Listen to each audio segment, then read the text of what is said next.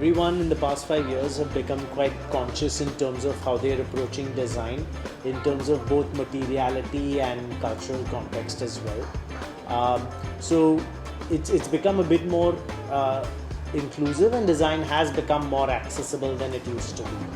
And to add to what Jason just said, I definitely feel that designers have become a lot more bold in terms of how they're designing. They're also very secure about their designs.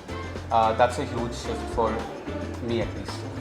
We were actually not aware of Raw Collaborative for the first 2 years that the event took place, and it was the third year when we actually heard about it, and we were like, we're missing out on something really, really cool. So our first tryst with Raw Collaborative was in 2019 when we showcased our collection, the Hedonist collection. And I think that's when we really felt that it was very different from every other design event that we've been to.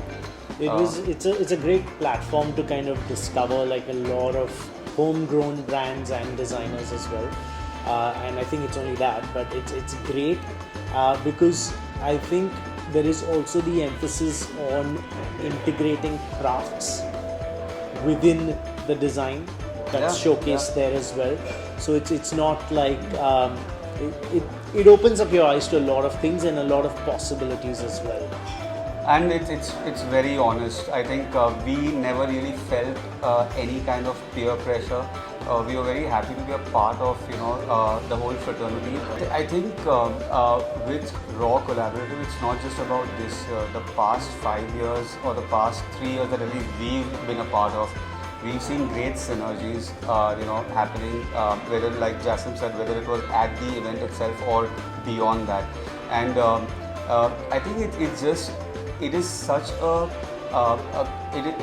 great ecosystem. I think everyone's very happy to discover what the designers have done or are doing or will be doing.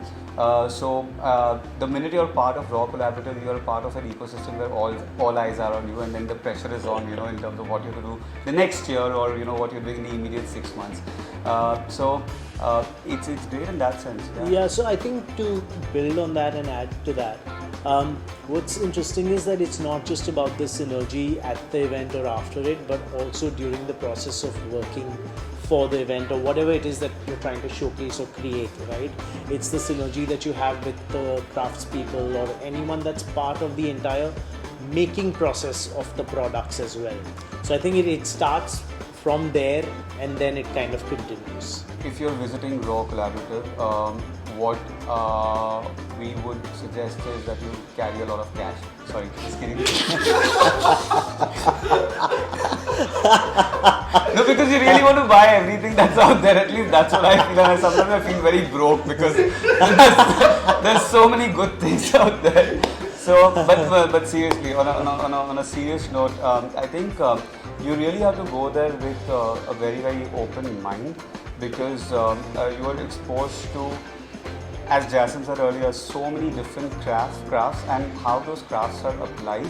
I think you see very unique collaborations of young designers who studied abroad coming and working with artisans from the country. So there is I think you have to be open to experiencing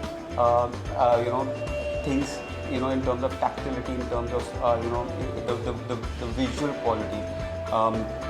I think in terms of planning, you just have to make sure that you have good enough time to kind of be. It's a very stress-free place, and it's a great place to kind of discover things.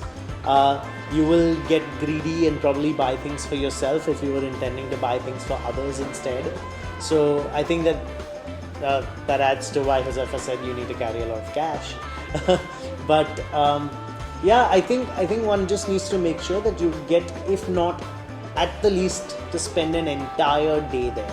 There is enough to discover, and there is a lot of things that happen in between things as well, in between visiting and meeting, speaking to people, because there are a lot of spaces to kind of meet and have conversations as well.